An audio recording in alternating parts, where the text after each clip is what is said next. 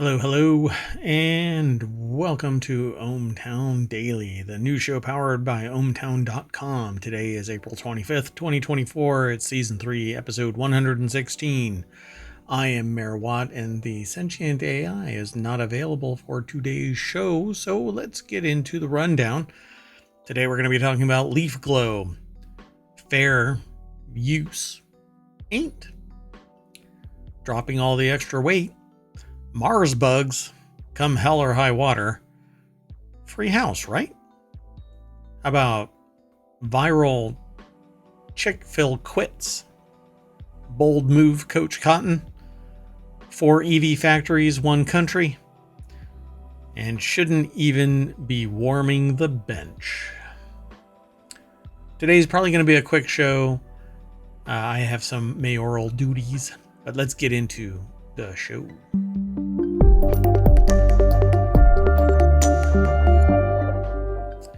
Hello again, I am Mayor Watt, and that is ohmTown.com. Go over there, become a citizen, or get a bunch of other stuff that you get to save articles and chat behind the scenes.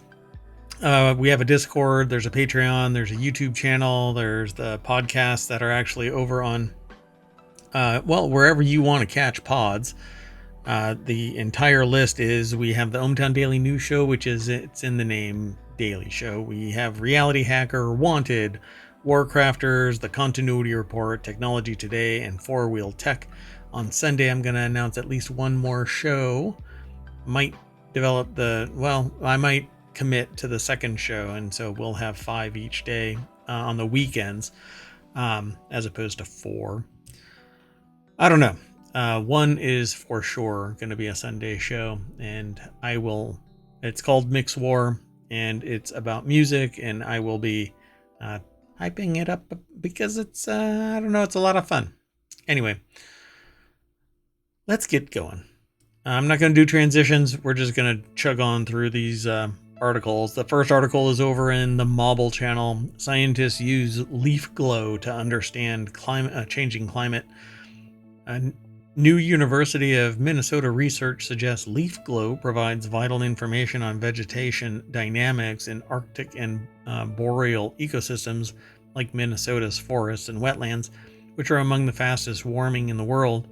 Using remote sensing to monitor the natural glow may help scientists better track climate change and its impact on our natural resources. The article is over in phys.org. And it says leaf glow, formerly known as solar-induced chlorophyll fluorescence, or SIF, is a natural byproduct of photosynthesis. This emitted light is invisible to human eyes, but advances in sensing technology over the last decade have enabled scientists to observe this phenomenon from satellites, airplanes, and field towers. Hence, it's basically remote sensing instead of directly taking samples. SIF can help researchers quantify ecosystem carbon uptake, vegetation productivity, vegetation health in response to climate change and disturbances as a result of photosynthesis, where vegetation removes carbon dioxide from the atmosphere. They talk about other areas, Arctic and boreal regions, but it could be used anywhere really. The research recommends fostering a SIF network that provides long-term and continuous measurements across spatial scales, while simultaneously measuring other environmental variables to help comprehensively characterize, again, they refer to Arctic boreal ecosystems with spatial details on land surface models. So basically a global assessment of what's going on with quantifying the ecosystem, not just carbon uptake, but tertiary impacts as well. Pretty interesting. We will understand this planet at some point, and we're always learning more. Let's keep going, though. The next article is over in ohmTown Daily. Universal Music's copyright claim. 99 problems and fair use ain't one. Well, sometimes you gotta read tech dirt fast, or you just might miss something. And sometimes it's because Universal Music is acting to silence creativity yet again.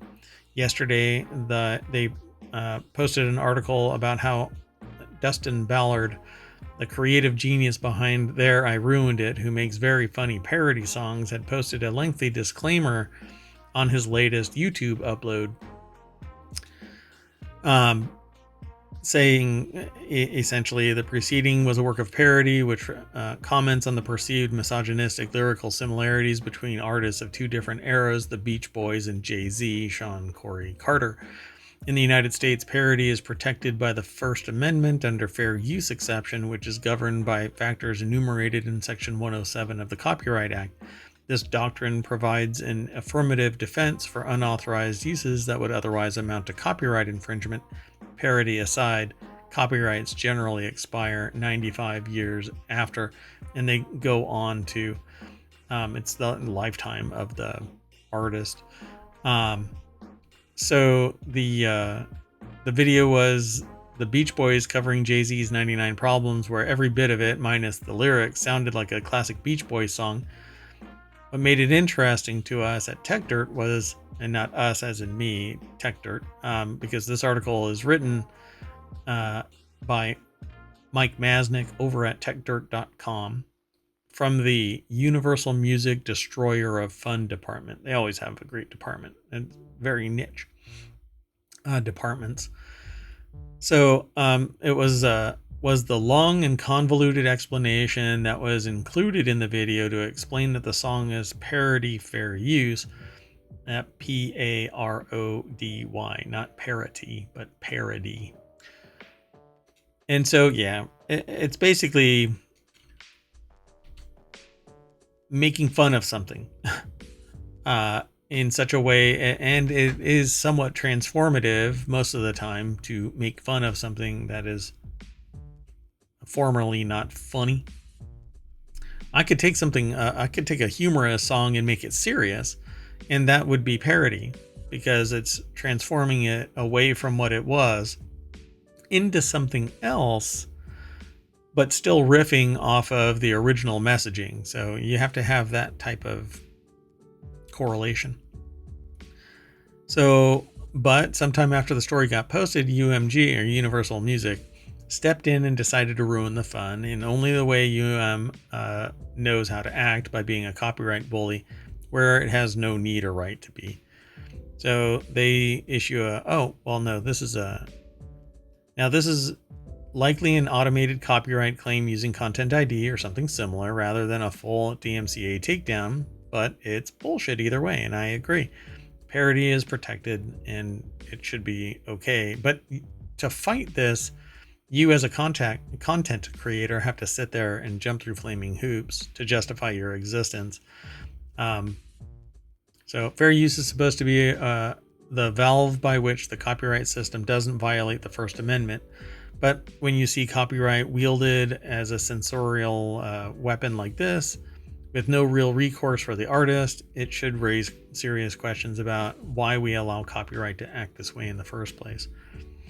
And that's because DMCA was created not to enforce creativity, but it was to protect vested interests to the extreme. It doesn't act as a scalpel, it's always a battering ram.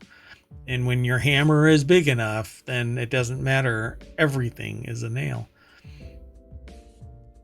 Yeah, it's an interesting article. Go over and read it and show Mike there that it's an interesting article. Okay, so let's keep going though. This next article is over in the Mobile channel. There's 50 channels over at ohmTown.com. News gets aggregated into these little segments. I use it all day as my information overload tool. And then I opened it up for everybody else 3 years ago. This next article, though, is over in the Mobile channel. Ozempic is coming for the alcohol and tobacco industries next. It's not only food CEOs who need to worry about their bottom lines thanks to in-demand weight loss drugs like Ozempic. Big tobacco and alcohol have a reason to fret too. The article is over at QZ or Quartz.com. Bruce Gill is the author. And yeah, so these medications, semaglutide is Ozempic, and then there's others.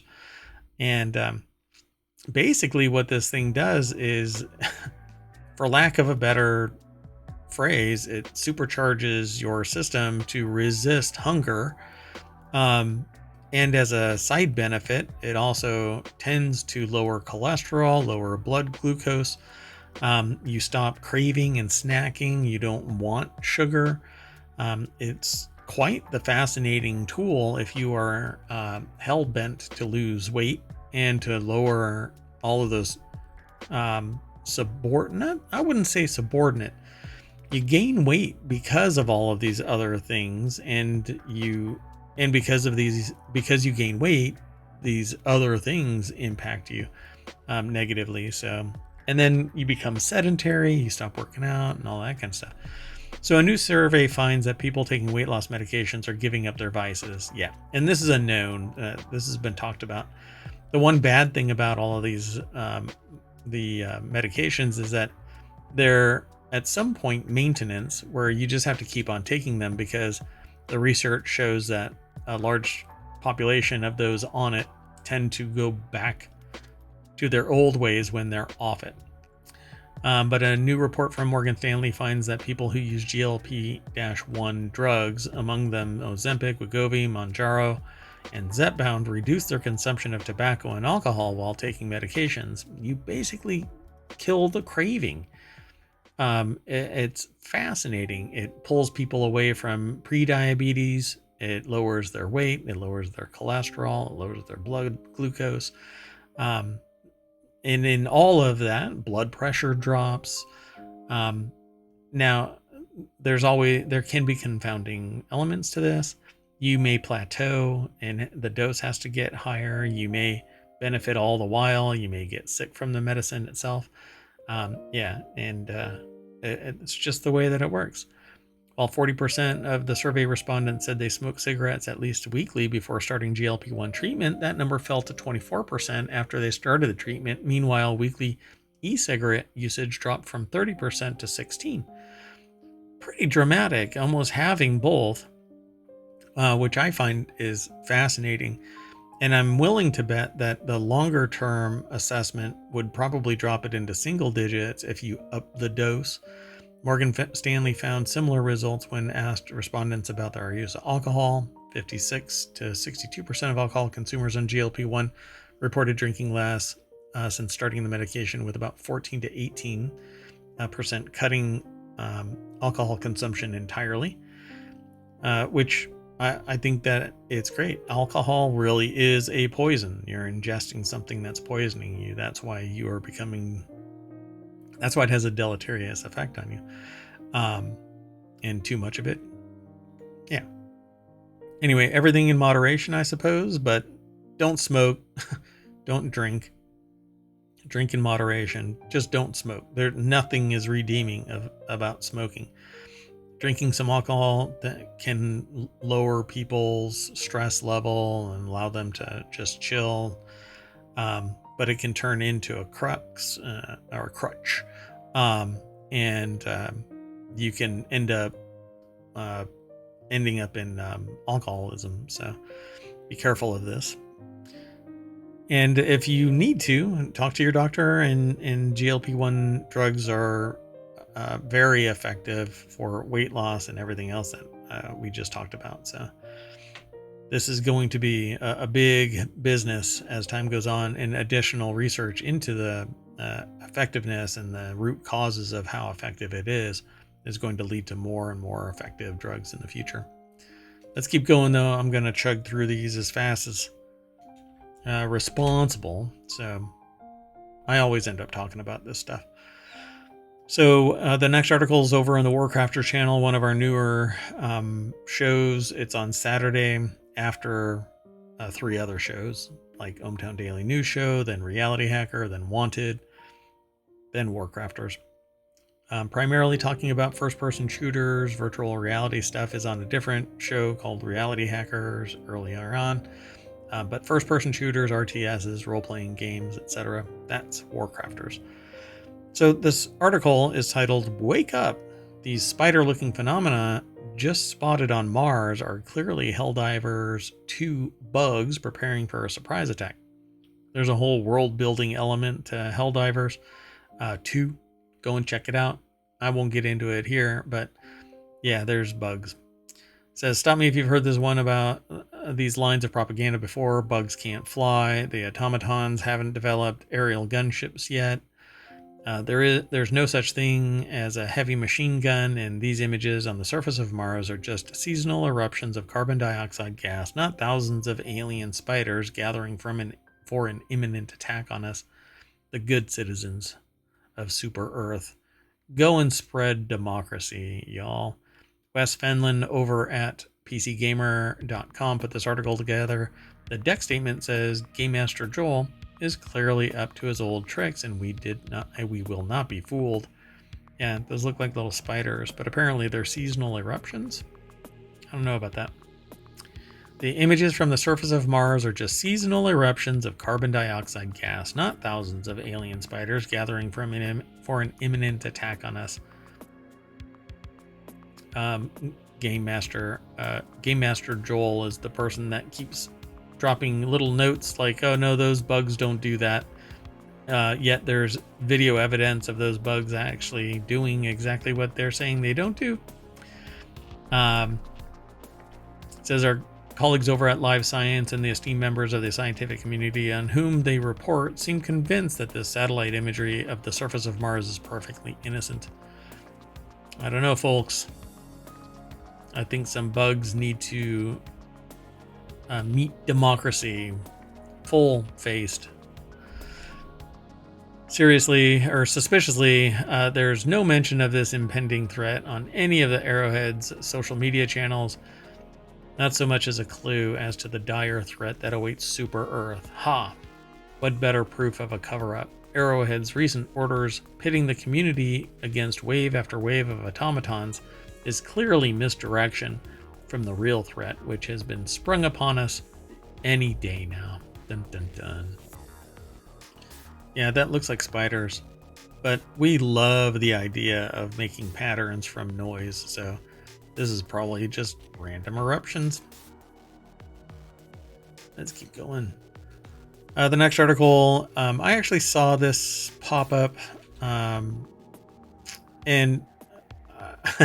thought it was interesting, so I included it here. It's in the Mobile channel. Couple marries after EF1 tornado interrupts rehearsal, damages Missouri wedding venue. A small tornado hit Brookdale Farms in Eureka, Missouri last Thursday during a wedding rehearsal dinner. Buildings were damaged and chaos ensued. No one was hurt. The farm's employees worked through the night to make repairs, and the wedding went on as scheduled. I thought it was interesting. There's a video about this, but I won't get into it. I think that it's pretty sedate in terms of stories. Nobody got hurt. Everything was repaired, well, to some degree, so the wedding could go on.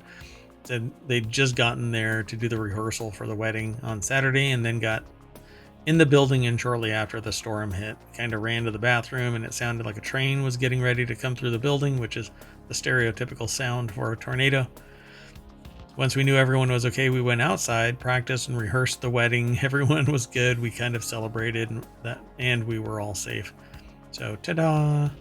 They still got wedded. It's an interesting shot. Talking about bringing down the house. Now that clover didn't quite work out. All right. Let's keep going. This next article is over in ohmTown Daily. California woman bought a vacant lot in Hawaii and discovered a $500,000 house was built on it without her permission. I swear we've talked about this before. Maybe it's a different one. Maybe it's one that has more updated information about it. It is from Business Insider, so maybe we're going to have some spectacular pictures. Ann Reynolds purchased a vacant lot in Hawaii in 2018 from a tax auction. A developer in Hawaii accidentally built a house on it instead of the neighboring lot. She wants the house to be removed and the flora and fauna to be restored. Instead, she got sued, which I think is a whole lot of kiss my shiny metal ass, do your job right. Jordan Pandy over at Business Insider put the article together, and let's see what this actually ends up saying here.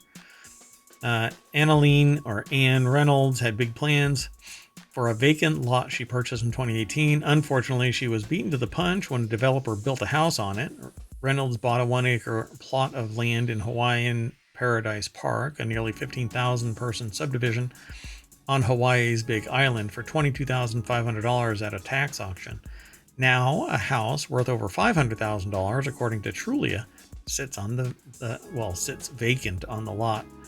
They say it was so sad they cried when they saw it. Reynolds told Business Insider it didn't look like when they had bought it. Reynolds, who lives in California, had grand visions for the land and was disturbed when she found out those plans are going to have to wait a little longer while everything gets sorted out in court.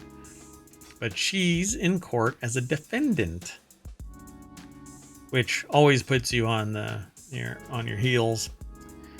According to documents verified by Business Insider, Reynolds is being sued by the developer Kiayu,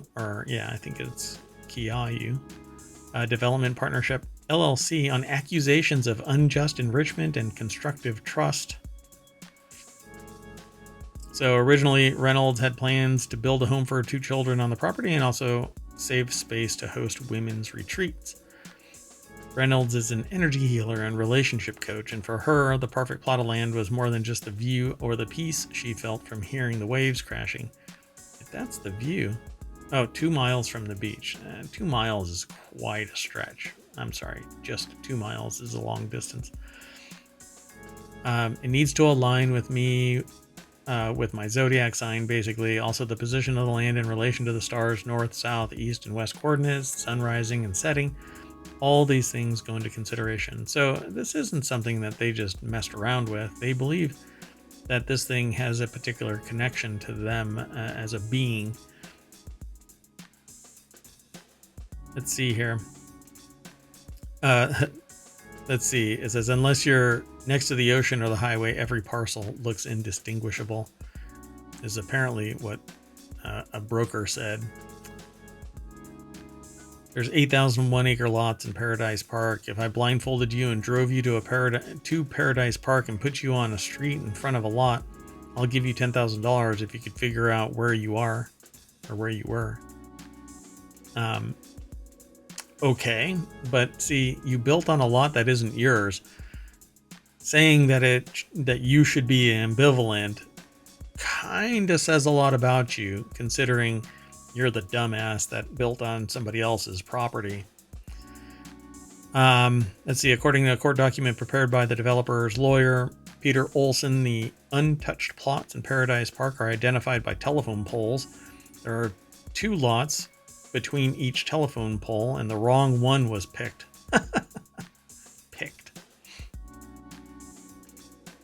So it doesn't matter if it was accidental or not. It's called incompetence. You did the wrong thing, and the other person shouldn't suffer from your incompetence. So they said, you can have the lot next door. She chose that lot. The land is special to her. James D. Pasquale, Reynolds' attorney, told Business Insider, and I agree. It doesn't matter. She wants it back. So move the damn house. And, she doesn't want the house. She wants the land. So this thing is really a precarious... It'll end up being a court assessment of this. And they're going to sit there and go, there's like a reasonableness rule to this. If it is an extraordinary cost and extraordinary circumstances, what would a reasonable person respond with? And it's kind of like, if my car was hit and only $2,000 in damage for a $60,000 car was done, you saying that you want the car totaled and you want a brand new car since it was 2 weeks old when you purchased it, or I should say it was 2 weeks old when it got hit. The court is going to say that is an irrational request, and they'll deny it, odds on. They may say the same thing here. In a motion for preliminary injunction and temporary restraining order filed by D. Pasquale, Reynolds requested that the already built home be removed and that the land be restored to its natural state prior to wrongful construction. They say it's easier said than done. Yeah. Yeah. All of this, dude, you screwed up. She wants, they say she wants me to put the foliage and fauna back. Well, this is a 1 acre lot. It's 135 feet wide, 325 feet deep. Where were the trees? It doesn't matter. At this point, you have to put it back as close to natural as possible. And there's a whole tree law here. The amount of money to repopulate this as per the value of the items that were in it could be considerably more than the goodwill that she's affording you by saying tear down the house and just put plants back. They if they wanted to push it, they could have assessed based on other lots that are still fully um, populated with flora. This is the average cost of 20 lots, and this is how much it's going to cost you to repopulate this. Kenny estimates the project would be close to $1 million to execute. The home only costs $300,000 to build, but as it stands now, Reynolds is footing the bill for the property taxes since she owns it. Oh, and oh God, so she's putting the bill for the property taxes because they say that the taxes on the lot grew from $300 in 2018 to $2,000 in 2023. Yeah. Wow. Yeah, there's more to this, but go over to Business Insider and read the rest of it. I put my perspective on this and experience that I've had in similar discussions regarding this kind of property change. Yeah. Like if this picture was taken and those trees were actually on that lot, which I doubt, that lot was to her and to anybody associated with this is considerably more damages to make her whole, which is the expectation of a lawsuit. And she's the defendant because this asshat decided to build on a lot that wasn't theirs. Measure twice, cut once. So this next article is over in the Hatch Ideas channel viral. It's a Chick-fil-A employee quits after reportedly being told to stop posting reviews of the food and drinks. Mimi Webb. Oh, I guess the title was a little bit. Oh, no, okay. So it says viral chick-fil-quits is what I said. Mimi Webb has over 3.8 million likes across her videos. The article is over at entrepreneur.com. Emily Rella is the author. And there's no deck statement or anything, but they have over 121,000 followers and 3.8 million likes on the platform. Food stuff seems to be evergreen. So if you want a popular channel, have some personality and start talking about food, and you'll start scooping up people left and right. But you got to be somewhat entertaining and whatnot. Or at least there's got to be some quality that draws people to you. So it's interesting, but food channels seem to really gravitate a lot of people to them. And then when something kind of douchey happens, then you end up really getting some traction because everybody loves a dumpster fire. So she began each video with her signature phrase, "It's a great day at Chick-fil-A, and today I'm going to show you what I get on my employee meal." Well, first off,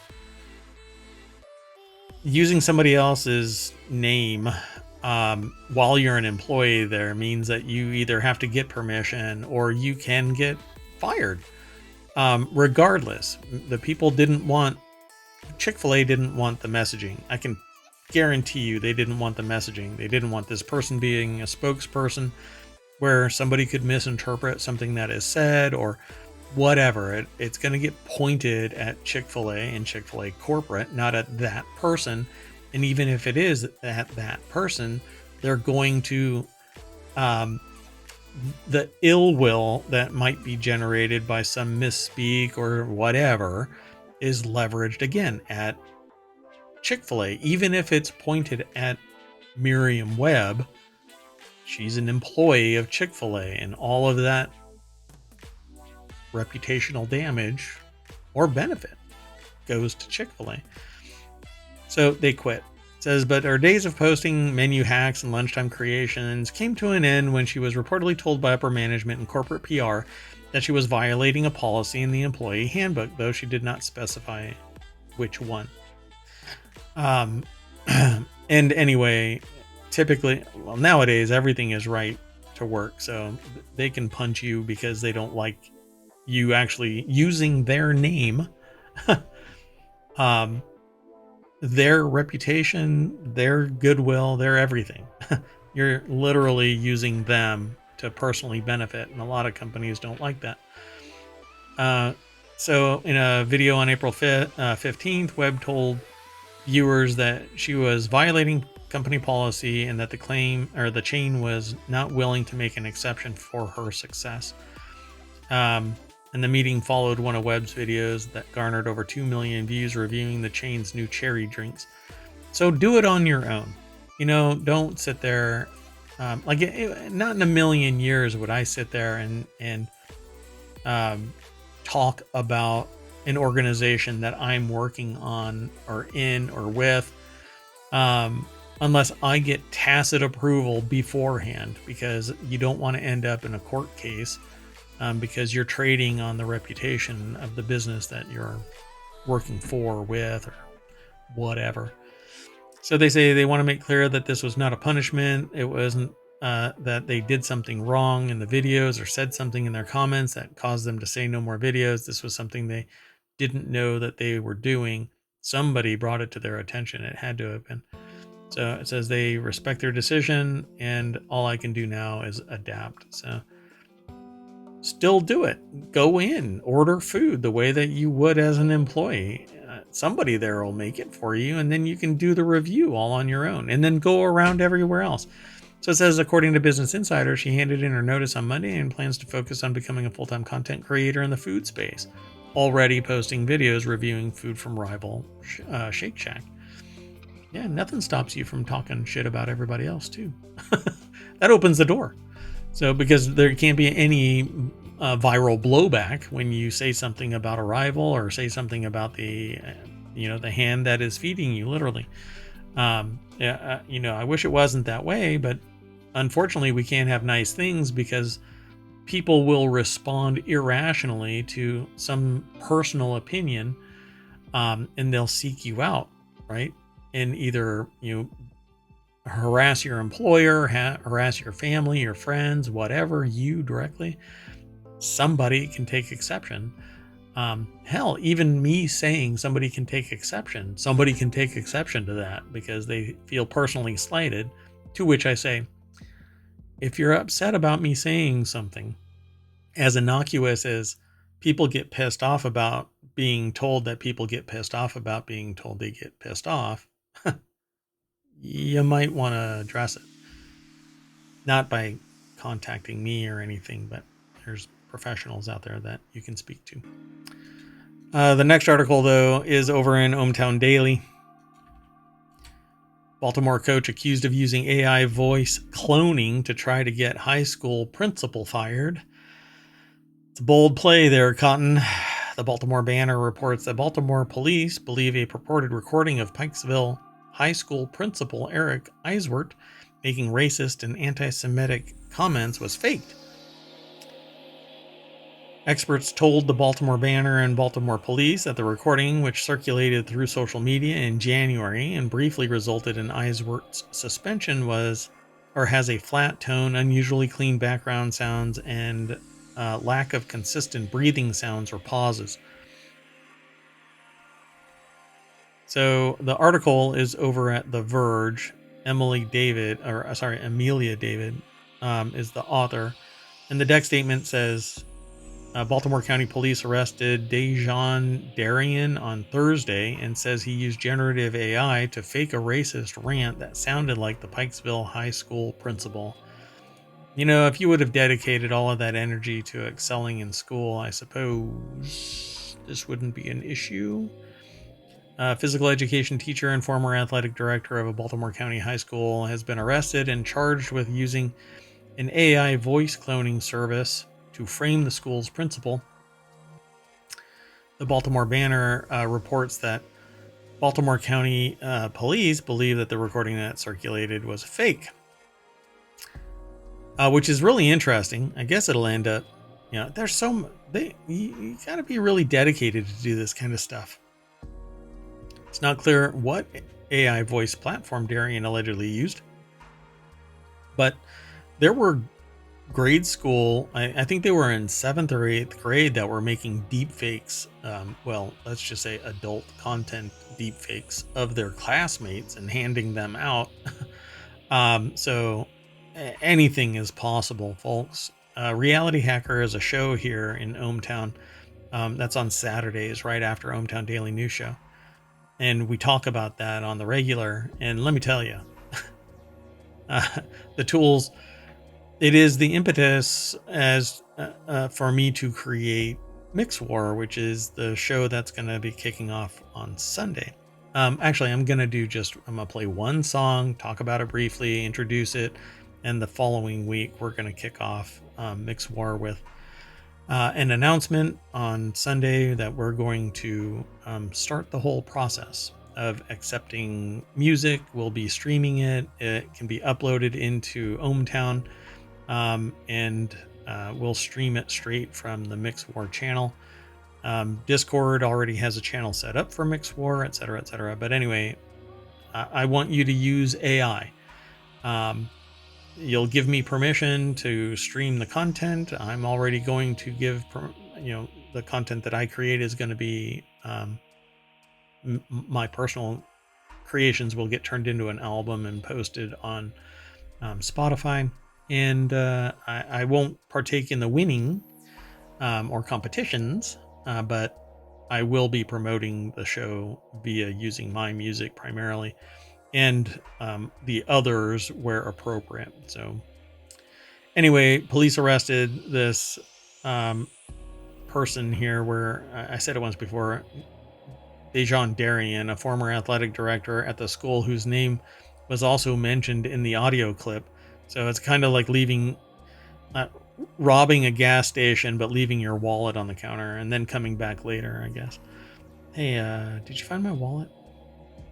So in this fraud environment, OpenAI decided in March to withhold AI text-to-voice generation platform, Voice Engine, from public use. The service, which only requires a 15-minute audio clip. Hold on. Let's see, wait. Voice Engine.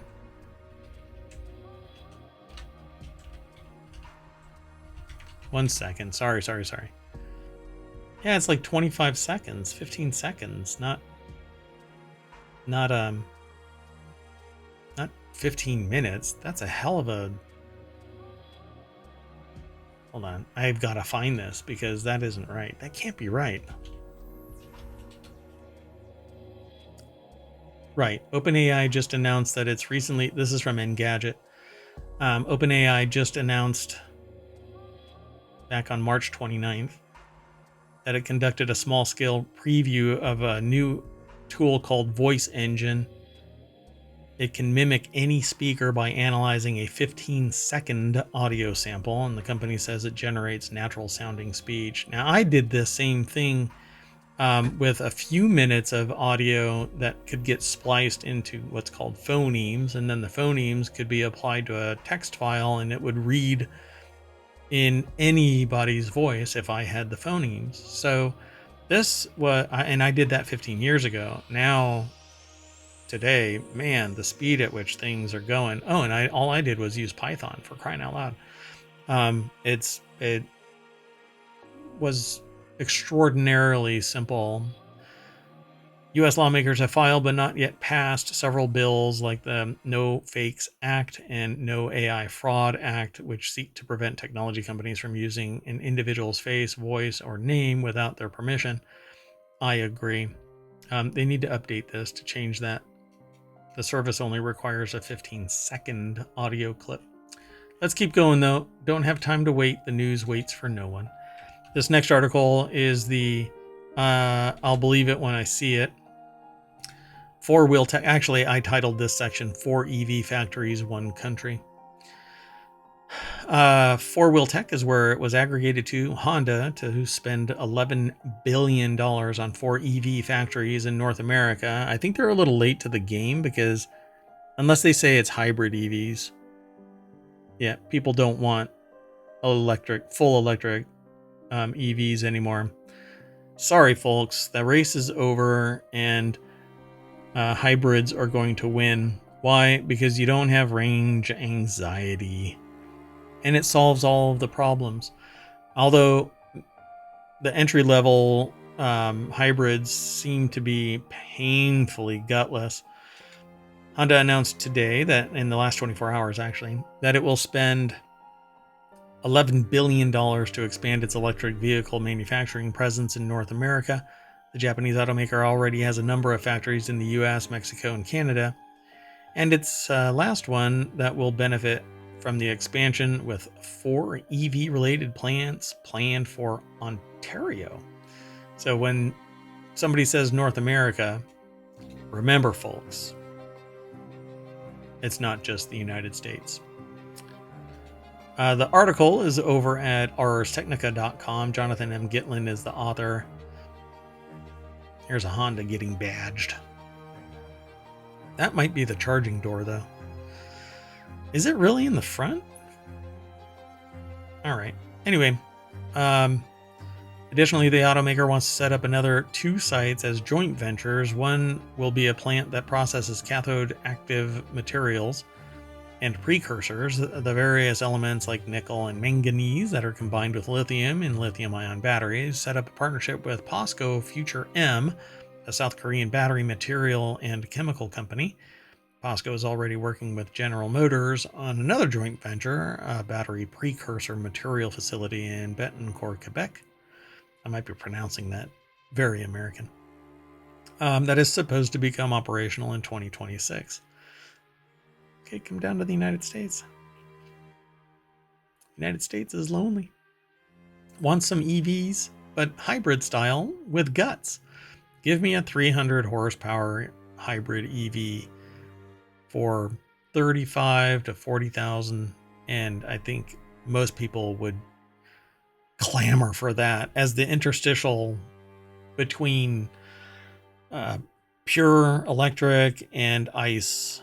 So we want something in between that affords us to fill up a combustion engine so that it can power a battery and we can benefit from the battery, and the engine can turn off and then recharge the battery. And it's basically you get 50 miles per gallon, if not more, if people weren't greedy bastards. But oil. So that's what this article is about. Honda to spend $11 billion on 4 EV factories in North America. And this is supposed to be a big money, but when it's all made back really fast because people buy the stuff that it's designed to produce, this isn't so much money. Plus, there's always tax benefits and grants and et cetera, et cetera. Okay, I'm going to keep moving, though. The last article is one that actually kind of irritated me to the point that I was going to jump up onto a soapbox and start screaming, but this just kind of pisses me off because of the way it went down, and I don't understand how these people end up being judges and then allowed to remain judges, because here's what's going to irritate me. Now, let me just read it. The title of this is, "Oh shoot, I'm still streaming," judge says, after telling staffer, "We all know murder defendant is guilty." The Texas judge recused herself in 2 cases involving a murder defendant Wednesday after she was caught on a hot mic outside of the presence of the jury.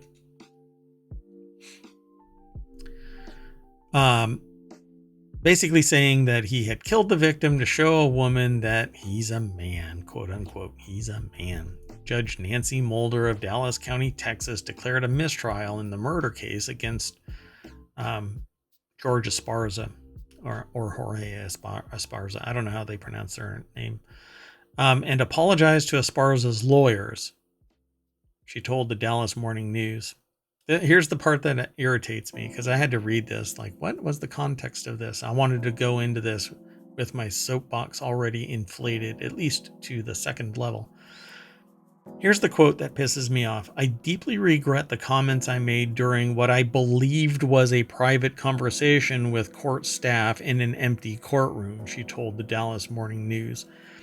It isn't that she had already determined a person's guilt, but that she was caught and that she believed she was making a comment in private It's just locker room talk, folks. It's just locker room talk.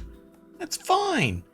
You can prejudice the outcome by literally saying to people, I already believe that they're guilty and they did it because he wanted to prove he was a man. Come on now. You are supposed to hold back these comments.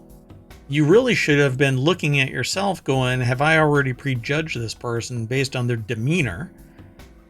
It's one of the reasons why I get irritated by the fact that if you're not on the prosecution side, you're on the defense, which already, when somebody says you're a defendant in a trial, they already assume, well, you must have done something.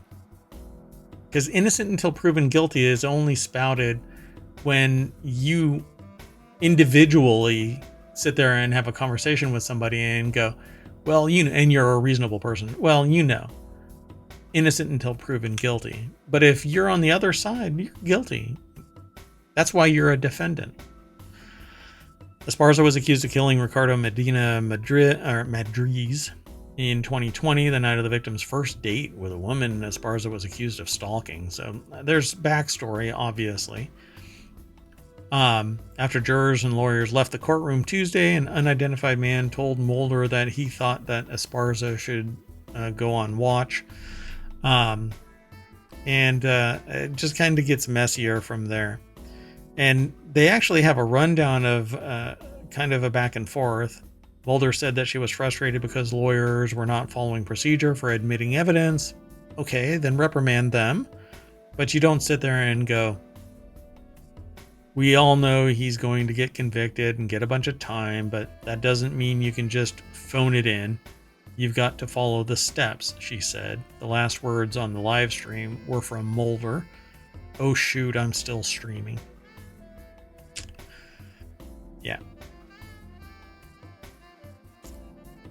Now, what if this is what if the evidence actually is just taken out of context and it didn't happen? Now, I'm not saying that it did or didn't happen. I'm just saying the what if is a false positive means an innocent person is going to jail because the judge predetermined based on perhaps not all of the evidence properly admitted as evidence. And now it's, here's a mistrial. And that's what ended up happening. They declared a mistrial in the murder case. But now the person is going to have to go through this process again. They were already brought to tears. Now, naturally, that could be just, regret for doing something, and they don't want to have to go to jail for what they did. Maybe they have mental concerns that need to be addressed as well. But in all of these cases, I don't want a judge being predisposed to making a determination until the end of the case, until the end of the trial. Everything is submitted, everybody rests their case, and at the end of the night, they find a judgment. They make a judgment based on the evidence that was offered up. That's why they're called a judge, not a prejudge, not Judge Dredd. So, I don't know. I think that it needs to be bigger than this. But obviously, if this person did this, then, put them in jail. They obviously have poor coping skills. They've caused great sorrow. Nobody can be brought back from the mistake that they made. And they either made it willfully, with malice, or they did it as a crime of passion or whatever it is. But obviously they did it, right? Maybe. All the evidence says they did it, they did it. So it's just a shame that the way it should have been done. Here's the thing. Mulder said that she was frustrated because lawyers were not following procedure for admitting evidence, and she didn't follow procedure in determining guilt. So just kicking it as a mistrial means that this person has to go through that whole process again, spend more time in jail. Again, if they did it, they did it. And that but is always there.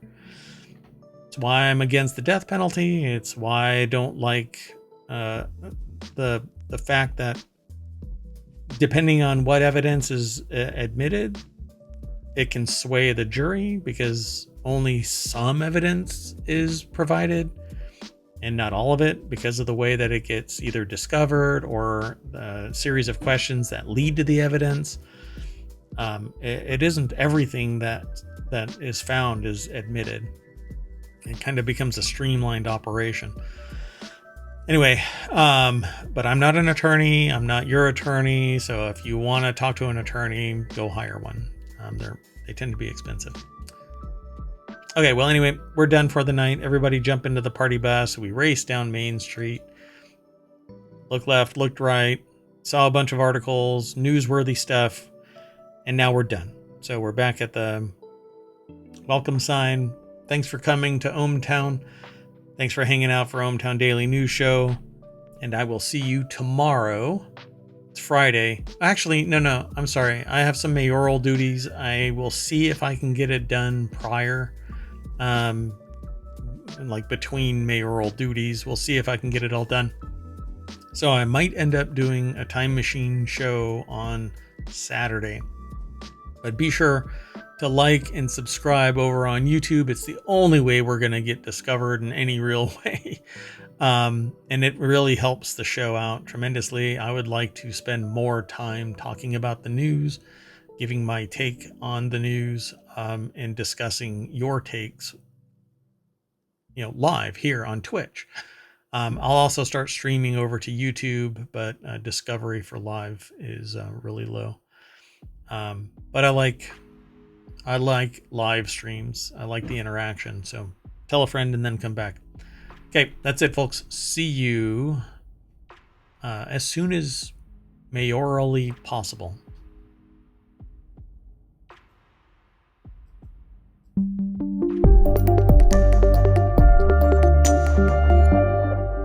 I have no idea why that outro didn't run. See ya.